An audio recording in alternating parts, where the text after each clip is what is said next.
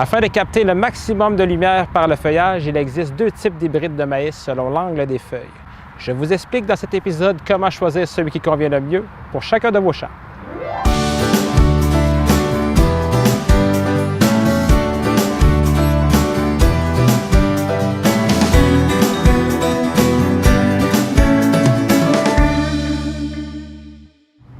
Les trois principales choses dont toute culture de maïs a besoin sont la lumière du soleil, l'eau et les nutriments. Pour une plante, la lumière du soleil est importante car elle permet la photosynthèse, ce qui lui permet la production d'hydrates de carbone. Du rayonnement solaire initial du soleil, seulement 51 % est absorbé à la surface de la Terre, 19 % est absorbé par l'atmosphère et les nuages et 30 % est réfléchi à la surface de la Terre, les nuages et aussi l'atmosphère.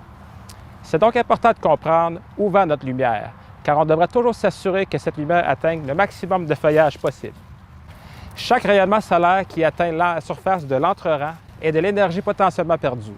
L'angle des feuilles par rapport à sa tige est importante car elle influence l'efficacité de la plante en matière de photosynthèse.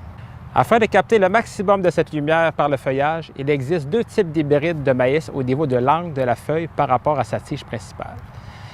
Les hybrides qu'on appelle érigés possèdent un angle faible de la feuille par rapport à la tige, tandis que les hybrides qu'on appelle évasés possèdent un angle élevé de la feuille par rapport à la tige.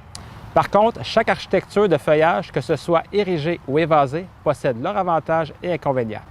Lorsque c'est le temps de choisir les hybrides de maïs sur votre ferme, il est important de prendre ce facteur en considération.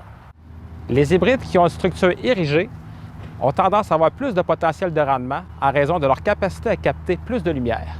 En fin de saison, par leur port étroit, ils captent plus de lumière, ce qui permet d'augmenter la population au champ au semis et ainsi optimiser le rendement.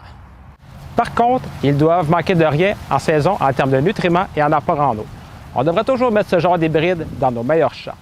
Les hybrides avec une structure de feuilles plus évasée ont tendance à être plus défensifs, plus constants sur le rendement dans un champ plus difficile, ce qui est une bonne chose, et davantage résilients lors de conditions de météo extrêmes. Ils tolèrent mieux les sécheresses car la structure du feuillage réduit l'évaporation de l'eau à la surface du sol. Finalement, ils captent plus de lumière en début de saison et sont davantage combatifs sur les mauvaises herbes. Aussi, on peut suggérer que ce type d'hybride est un bon choix pour favoriser la germination d'un engrais vert en intercalaire, particulièrement s'il est semé à la volée.